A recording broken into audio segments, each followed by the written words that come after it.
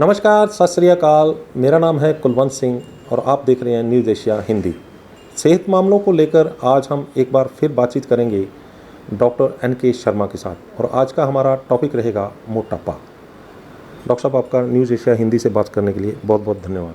बहुत धन्यवाद आपका कुलवंत सिंह जी। आपने बड़ा अच्छे विषय के ऊपर बातचीत के लिए मुझे बुलाया है, तो निश्चित रूप से ये सभी के लिए उपयोगी होगा।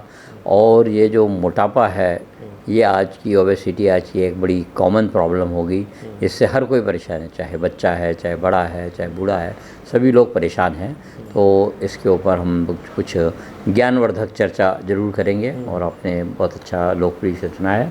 मैं अपनी पूरी मेहनत से आपको बताऊँगा, सहयोग करूँगा। अच्छा, एक बात बताइए डॉक्टर साहब कि इंसान जब पैदा होता है तो मोटा नहीं होता, मोटापा क्यों आ जाता है? बिल्कुल जब पैदा होता है तो वो बिल्कुल एक उस शेप में आता है जिस तरह से परमात्मा चाहता है कि इंसान ऐसा रहे।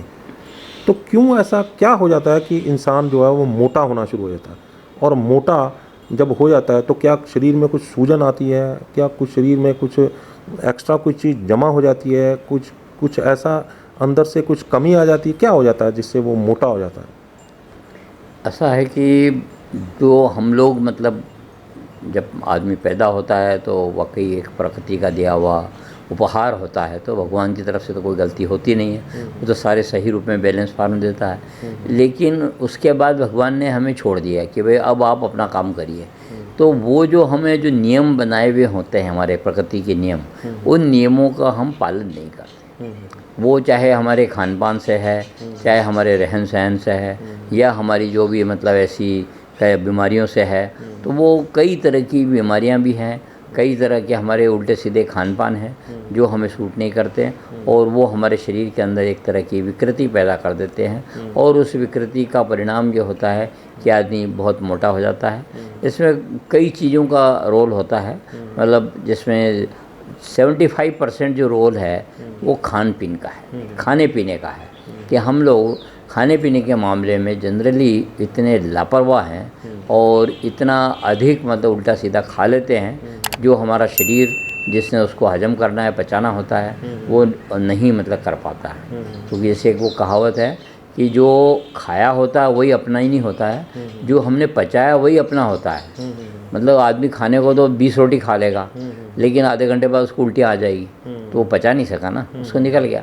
लेकिन क्या होता है कि फिर भी हम जितना हमारे एक मिनिमम हमारा एक स्टैंडर्ड है कि हमें इतना खाना चाहिए, उतना हम नहीं खाते हैं, हम उससे कई गुना ज़्यादा खा लेते हैं। वो चाहे खाने पीने वाली चीज़ हो, चाहे प्रोटीन वाली चीज़ हो, चाहे फैट्स वाली चीज़ हो, कार्बोहाइड्रेट वाली चीज़ हो, विटामिन, हर चीज़ों के मामले में हम जो एक निर्धारित मापदंड है, उन मापदंडों को तोड़ करके उनका पालन न करते हुए हम अधिक ज़रूरत से अधिक खा लेते हैं। तो शरीर को वो सारा काम करना पड़ता है। तो शरीर के उस काम करने में क्या होता है कि शरीर जितना काम करना होता है, जितना पचाना होता है, उतना पचा देता है। और जो नहीं पचा पाता है, या जिसको हमारा मैकेनिज़्म या जिसको हमारा मेटाबॉलिज्म पूरी तरह से एडजस्ट नहीं कर पाता, वो शरीर में जमा पूंजी के रूप में आपके पास शरीर में पड़ा रहता है। तो वो आपके शरीर के अंदर जो चर्बी है वो जमा हो जाती है कि भाई इसको मतलब वो शरीर ने व्यस्त माना और वो उसको जमा नहीं कर पाया। तो ये इस तरह से हमारे पास कंडीशंस होती है। तो डॉक्टर साहब, क्या इसमें शुगर का कितना रोल रहता है? क्योंकि हम लोग एक्स्ट्रा शुगर जो सेवन करते हैं, जैसे गेहूं और चावल है, ये दोनों जो है शुगर लेवल बढ़ाने के में बहुत बड़ा योगदान इनका रहता है। फाइबर में कम रहता है और ये गेहूं और चावल शुगर लेवल बढ़ाने के लिए बहुत बड़ा रोल रहता है इनका। तो ये जब हम लोग अंदर लेते हैं, इनटेक लेते हैं इनका, तो किस तरह से जो है ये, क्योंकि आम नॉर्थ इंडिया में अगर देखा जाए तो ये गेहूं और चावल का जो रोल है वो बहुत बड़ा है, क्योंकि यहाँ पे पैदावार इनकी दोनों फसलों की बहुत ज़्यादा है। तो इन्हीं एरियाज़ में ज़्यादा देखा जाता है कि मोटापा भी इन्हीं एरिया में ज़्यादा है। तो क्या इनका भी रोल जो है एक बड़ा रोल होता है कि इनकी वजह से जो है बॉडी में ग्लूकोज ज़्यादा बढ़ जाता है और उसकी मोटापा हो जाता है? देखो, सवाल तो बड़ा अच्छा है आपका कि नॉर्थ इंडिया के अंदर चावल भी बहुत होता है, गेहूं भी होता है। लेकिन चावल जो है that is a part of carbohydrate. तो जो हमारे अंदर ज़्यादा रूप में जो डिपॉजिट्स होते हैं वो कार्बोहाइड्रेट ही होते हैं। तो अगर गेहूं का इतना वो नहीं मिलेगा आपको, अगर गेहूं से रोटी ज़्यादा खा ली, वो प्रोटीन्स लेवल है, वो आपको शक्ति प्रदान करेगा। लेकिन अगर आपने चावल ज़्यादा खा लिया और वो नहीं पचे, मतलब मेन चीज़ जैसे मैंने अभी पहले आपको बताया था ना कि खाने से ज़्यादा उसका महत्व पचाने का है कि हम उसको कितना एब्जॉर्व कर पाए। अगर हमारा शरीर उसको एब्जॉर्व कर लेता है तो उसको वही उतना मतलब उसको फ़ायदा कर देगा। अगर उसको एब्जॉर्व नहीं कर पाया तो वो किसी न किसी रूप में डिपॉजिट हो जाएगा। जैसे हमने एक थैली है, उसकी कैपेसिटी है कि भी इसके अंदर 1 किलो चावल आ सकते हैं। अब उस थैली के अंदर हम 1.5 किलो भरेंगे तो वो क्या होगा, आधा किलो बिखर जाएंगे। वो जितना उसमें 1 किलो के बाद वो उसका थोड़ा बहुत और ज़्यादा संभाल लेगी, लेकिन बाकी जो चावल बिखरेगा। तो शरीर के अंदर फैट का भी यही हिसाब है कि जितनी चर्बी हमारे शरीर ने जमा कर ली, अगर हम उतना उसको पचा पाए तो ठीक है, अगर नहीं पचा पाए तो शरीर में जमा हो जाती है।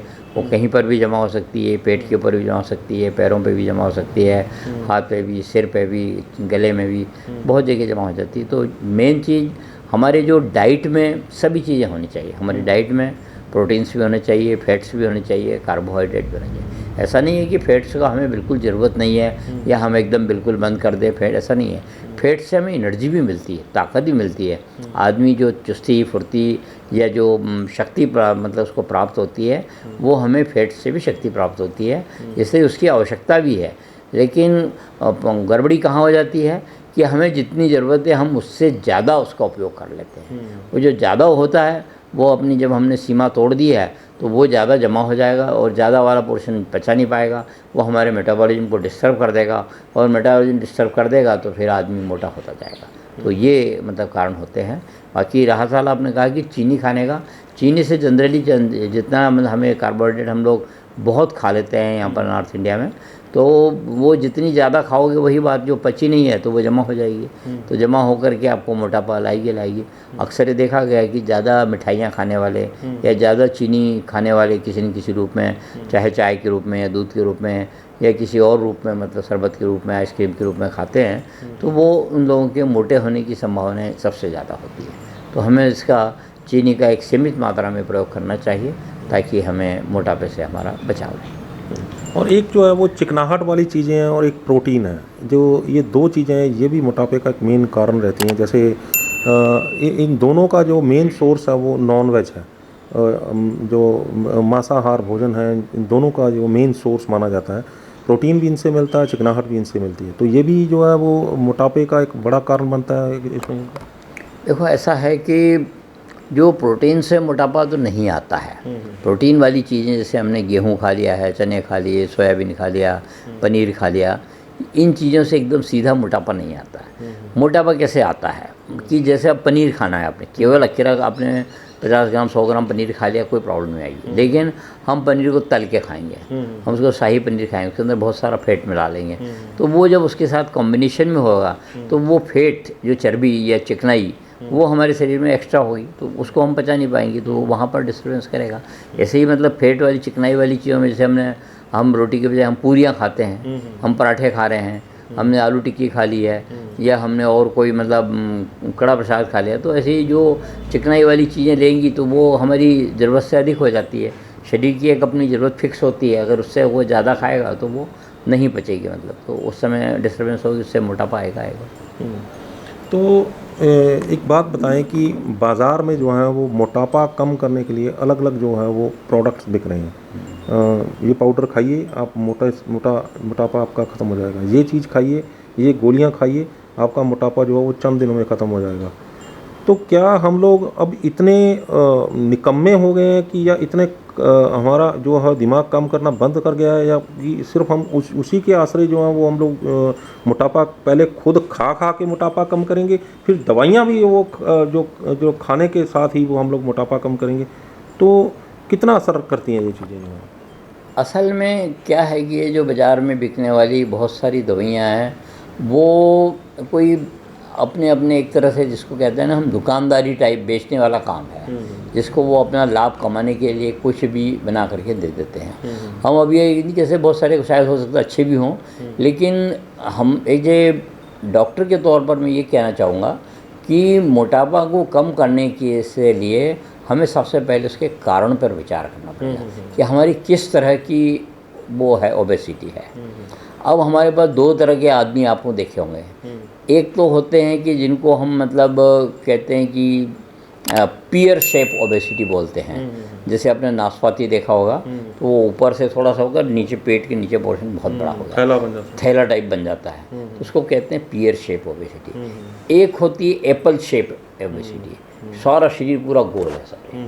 तो जो मतलब ये दोनों मतलब एक हम क्लासिफिकेशन, मेजर क्लासिफिकेशन यही कर सकते हैं सरल रूप में। अब ताकि कारण तो और भी बहुत सारे होते हैं, लेकिन मोटे तौर पे जिनकी हमें ज़रूरत हो सकती है वो इन दो से हम समझ सकते हैं। इनको मैं आपको समझाता हूँ कि अगर आपका सारा शरीर मोटा है, सारा शरीर मोटा है, आपकी गर्दन भी मोटी है, आपके हाथ पे भी चर्बी है, पेट पे भी है, छाती, सारे शरीर के ऊपर मोटा है, तो उसके कुछ अलग कारण होंगे। और अगर केवल पेट पे चर्बी जमी, पेट ही मोटा है, उसके कारण अलग होंगे। तो जो लोग मतलब अपने खाने के प्रति बड़े लापरवाह होते हैं या इम्बैलेंस फार्म में जो खाते हैं, तो उनको मतलब इस तरह का मतलब मोटापा झेलना पड़ता है। अब जो सारे जो एप्पल शेप ओबेसिटी है वो ज़्यादातर मतलब खाने पीने मतलब उसके ऊपर से होगी कि हार्मोनल कहीं ना कहीं उसको डिस्टर्बेंस है, चाहे उसको थायराइड ग्लैंड का मतलब वो हो गया है डिस्टर्बेंस, या उसको मतलब ज़्यादा मतलब वो कोई डायबिटीज़ है। तो जनरली मतलब जो हम पेट के ऊपर मोटापा होने से या उसकी वजह से होते हैं, तो वो लोग उनका हमें थायराइड और डायबिटीज़ ये ज़रूर चेक कराना चाहिए, क्योंकि इन दो बीमारियों के अंदर या ऐसे जिन लोगों का पेट के ऊपर चर्बी जमा है उन लोगों को डायबिटीज़ और थायराइड की कोई ना कोई प्रॉब्लम हो सकती है।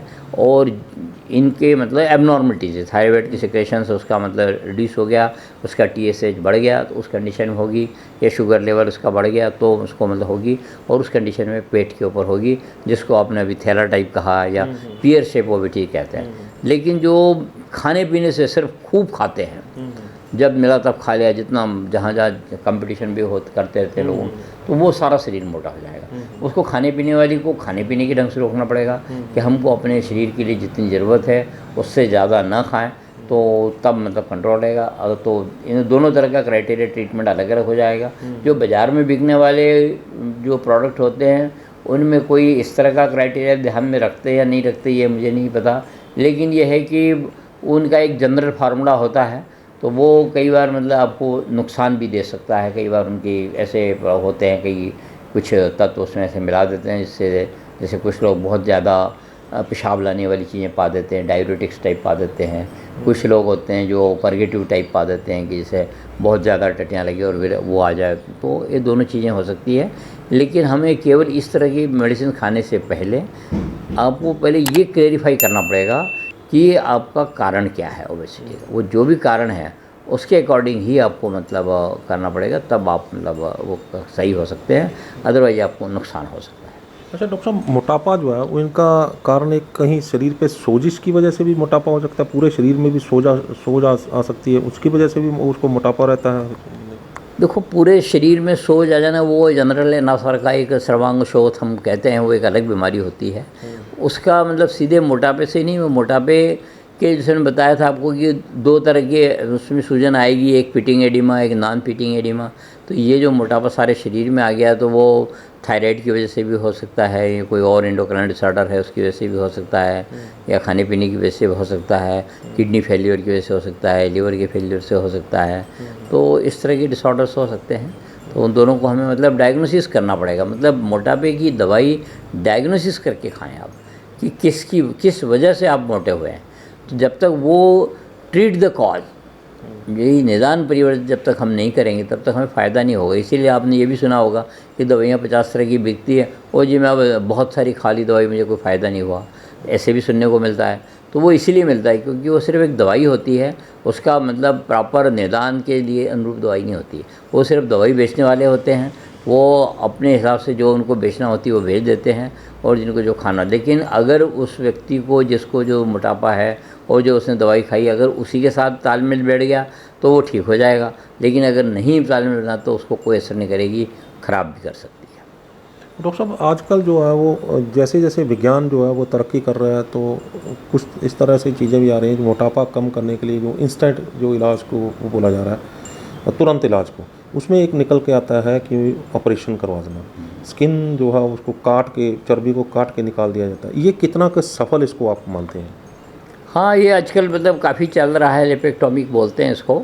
इसमें वो पेट के अंदर की जो एक्स्ट्रा चर्बी है उसको मतलब निकाल करके बाहर कर देते हैं। अभी नए टेक्नोलॉजी के हिसाब से बिल्कुल ठीक है, बहुत सारे लोग करा रहे हैं। लेकिन सबसे बड़ी चीज़ तो यह है ना कि वो जो अगर आपके आदतें या आपका खान पान, आपका रहन सहन, आपका व्यवहार वैसा ही है, तो ऑपरेशन के बाद भी अगर आप फिर उसी तरह से खूब गुलाब जामुन खा रहे हैं, खूब मिठाइयाँ खा रहे हैं या खूब तली हुई चीज़ें खा रहे हैं, तो वो कुछ समय बाद फिर दोबारा हो जाएगा। इसलिए जो अभी एक्स्ट्रा डिपॉजिट उन्होंने निकाल दी है तो ठीक है। इसमें दो तरह से ऑपरेशन हो रहे हैं आजकल मोटापा कम करने वाले। एक तो होता है कि जो चर्बी पेट के ऊपर बहुत सारी जमा है उसको निकाल के काट के फेंक देते हैं, वो सर्जन अपने हिसाब से डिटेक्ट कर लेते हैं कि कितनी चर्बी इसके अंदर फालतू है, उस चर्बी को निकाल लेते हैं। एक तो तरीका है। दूसरा एक और तरीका है कि वो फूड पाइप को छोटी कर देते हैं, उसमें काट करके इतनी वो कर देते हैं कि उसका जो पाइप जो अंदर स्टोमक का हिस्सा है वो आपकी थोड़ी सी मात्रा में ही भर जाएगा, मतलब उसको छोटा कर दिया। अब स्टोमक की कैपेसिटी किसी की 3 लीटर होती है, किसी की 4 लीटर होती है, तो बहुत सारा खा लेते हैं वो, लेकिन वो उसको इतनी कम कर देंगे कि वो खा ही नहीं पाएगा। तो वो चाहे ना भी ढके, लेकिन फिर लाइफ भी तो डिस्टर्ब हो जाएगी ना, फिर लाइफ कुछ भी नहीं हुई ना, वो तो डेथ हो जाती है बंदे की कुछ। चलो ना भी डेथ हो है, लेकिन वो एक तरह का मतलब सारी उम्र के लिए बीमार तो हो ही जाता है ना, क्योंकि हर समय डरा डरा रहेगा। जरा सा खाए नहीं यार उल्टी हो जाएगी मुझे, जरा सा खाया मुझे तकलीफ हो जाएगी, जरा सा खाया मुझे पेट दर्द हो जाएगा। तो इस तरह के डिसऑर्डर्स होते हैं, लोग कराते हैं ऐसे आजकल बहुत सारी लिपेक्टोमी सर्जरी। पर फिर भी मैं यही सजेस्ट करूँगा कि हमें उसके डायग्नोसिस करके जिस कारण से अब वो ओबेसिटी हुई है उसको हम मतलब दूर करते हुए अगर इलाज लें तो ही हम सही हो सकेंगे और सुखी भी हो सकते हैं, स्वस्थ भी हो सकते हैं। अगर ऐसा नहीं करते तो हम दुखी रहेंगे। डॉक्टर साहब अब आए हम लोग कि जो मोटापा कम करने के लिए कौन सी डाइट हमें लेनी चाहिए और कौन सी नहीं लेनी चाहिए? मोटापा कम करने के लिए हमें जो डाइट में है, हमारे पास एक बैलेंस डाइट होनी चाहिए। बैलेंस डाइट में हमारे पास एक प्रोटीन की मात्रा में अधिक मात्रा होनी चाहिए, उससे आधी मतलब हमारे पास उसकी कार्बोहाइड्रेट की होनी चाहिए, और उससे भी आधी जो हमें कार्बोहाइड्रेट उसकी फैट्स की होनी चाहिए। अगर इस रेशो में हम लेते हैं तो हमें ठीक रहेगा। और दूसरा है कि मतलब आमतौर पर हम लोग इस बैलेंस को बिगड़ जाता है, खाने पीने की उसमें लापरवाही हो जाती है, हमारे विटामिन मिनरल्स का भी हमें मतलब ध्यान रखना चाहिए। तो अगर इस तरह से हम करेंगे, या अगर आपको बहुत ज़्यादा भूख लगती है तो आप उसमें फलों से आप पूर्ति कर सकते हैं, सलाद वाली चीज़ें खा सकते हैं, रफेज वगैरह खा सकते हैं, तो उससे आपका मतलब काम चल सकता है। मतलब अगर ये इस तरह से खाएंगे फिर ठीक रहेगा, नहीं तो बहुत सारा खा लेंगे, ज़रूरत से ज़्यादा खा लेंगे तो नेचुरल वो हो जाएगा। तो इसमें कुछ आयुर्वेद में भी कुछ है ऐसी दवाई जिससे हम लोग मोटापा अपना कम कर सकते हैं? हाँ, आयुर्वेद में भी दवाइयाँ तो बहुत सारी हैं, इसके लिए भी काफ़ी मतलब वो है, लेकिन उसमें हम मतलब यानी कुछ नियम, आहार के नियम हम आपको बताना चाहेंगे कि जैसे रात के समय रोटी कम खाएं आप, जितनी कम खाएंगे उतना शरीर को आराम मिलेगा, क्योंकि जनरली जो डिपॉजिट्स होता है वो रात के टाइम पे ही होता है। तो आप अगर रात वाली डाइट कम कर लेते हैं, मतलब आप ब्रेकफास्ट पूरा कर लीजिए। एक अंग्रेजी कहावत है, your breakfast as a prince, your lunch as a king, and your supper या your dinner as a queen. तो वो एक सिंबॉलिक है, मतलब बड़ा सही उन्होंने बताया कि प्रिंस है मतलब जवान है, उसको खूब खा लेना चाहिए। मतलब हमें दिन भर काम करना है, चलना है, इधर उधर जाना है, तो हमें ज़्यादा खाने की ज़रूरत है। उस कंडीशन में हम मतलब अच्छा खा लेंगे सुबह तो हम दिन भर चुस्ती फुर्ती रहेगी। दोपहर के बाद हमें थोड़ा कम खाने की ज़रूरत होती है, उससे काम चल जाएगा। लेकिन रात का खाना क्वीन को कहते हैं ना कि बस जरा सा उसने 2-4 दाने खाए, नहीं खाए और चली गई, तो वो कंडीशन जो होती है वो हमें रात को इतना कम खाना चाहिए ताकि आपके मैदे को, आपके स्टमक को आराम मिले और आपकी बॉडी का जो मेटाबॉलिक फंक्शन है वो सही ढंग से रेस्ट ऑफ द आवर्स में जो दिन भर का कम ज़्यादा जो भी खाया हुआ है वो एक बैलेंस फॉर्म में हो जाए, ताकि डिपॉजिट्स कम हो जाएगा। और दूसरा मतलब यह है कि हमें जो आयुर्वेद के हिसाब से वो खाने का जो नियम है, रोटी शाम की जो खाना आपने खाना है वो सोने से 2 घंटे पहले ख़त्म कर लेना चाहिए। अगर आपने 8 बजे तक अपना डिनर कर लिया है तो आप 10 बजे सो सकते हैं।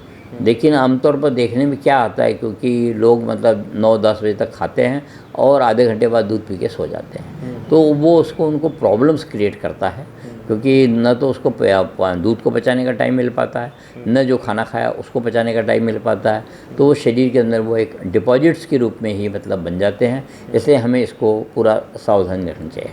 आयुर्वेद के अंदर एक और टिप्स हमारा मतलब बताया हुआ है जो पतला रहने के लिए ज़रूरी है, हमें दिन में सोना नहीं चाहिए।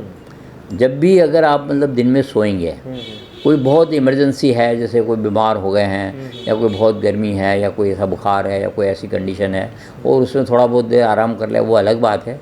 अदरवाइज आपको अधिक से अधिक मतलब अपना दिन में काम करना चाहिए। अब ये हो सकता है ये रिलैक्स हो जाइए, बैठ जाइए, सोफे पे बैठ जाइए, थोड़ा बहुत वैसा रेस्ट कर लें। लेकिन जो खर्राटे भर करके जो अगर सोते हैं तो उससे सबसे ज़्यादा चर्बी बढ़ती है और आदमी उससे मोटा होता है। तो इसका हमें हमेशा अगर ध्यान रखना, अगर केवल इतना ही कम भी कर लें तभी आदमी का बैलेंस फाइन रहेगा। और बाकी एक नियमित एक्सरसाइज बहुत ज़रूरी है ताकि आदमी मतलब उसमें वो करता रहे। जैसे ताड़ासन है या तिर्यक ताड़ासन है, अगर ये ऐसे जो 2 एक आसन है, सर्वांगासन है, इनको अगर फॉलो करता रहता आदमी तो उसके ऊपर चर्बी नहीं जमा होगी। तो अंत में जो है वो टिप ऑफ द इंटरव्यू जो है वो दर्शक जो है वो इसकी इंतज़ार करते हैं कि ये जो है हमें बता के जाएंगे डॉक्टर साहब। देखो इसके अंदर मतलब जो चर्बी के इसमें तो मेन तो सबसे यही कहूँगा कि हम कम से कम मिठाइयाँ खाएं बस सबसे, क्योंकि जहाँ हम गलती करते हैं वो ज़्यादातर मिठाइयों के मामले में ही है। तो जितनी कम मिठाई खाएंगे मीठी चीज़ें, और सबसे ज़्यादा मीठी चीज़ें हम जाती है हमारी चीनी के रूप, चाय के रूप में। तो अगर आदमी चाय नहीं के बराबर पीता है या फीकी चाय पी लेता है तो उसकी चर्बी काफ़ी कम हो जाएगी और मोटापा नहीं होगा उसको। तो इसको इतना मतलब ध्यान रख लें। बाकी लाइफ स्टाइल का आपको ध्यान रखना ही पड़ेगा। जैसे रात का खाना कम खाना है, अपने खाने में ज़्यादातर फल सब्जियाँ हैं, सब ये होनी चाहिए। और फैट वाली डाइट, चिकनाई वाली डाइट है, तली हुई चीज़ें हैं, ये चीज़ें कम से कम होनी चाहिए। यही मैं कहना चाहूँगा। तो डॉक्टर साहब आपका न्यूज़ एशिया हिंदी के साथ बात करने के लिए बहुत बहुत धन्यवाद।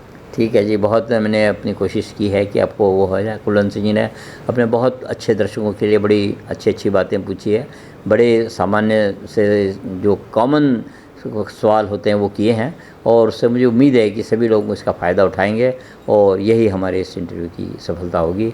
धन्यवाद। बहुत धन्यवाद। तो ये थे डॉक्टर NK शर्मा, जिन्होंने हमें बताया कि मोटापा आखिर जो है इंसान मोटा क्यों हो जाता है, अगर मोटा होता है तो उसके पीछे क्या कारण होते हैं, और अगर मोटापा शरीर में आ भी जाता है तो उसमें हमें किस तरह से हमें उसको टैकल करना चाहिए, किस तरह से हमें उसको ठीक करना चाहिए, और मोटा ना हो इसके लिए हमें क्या करना होगा।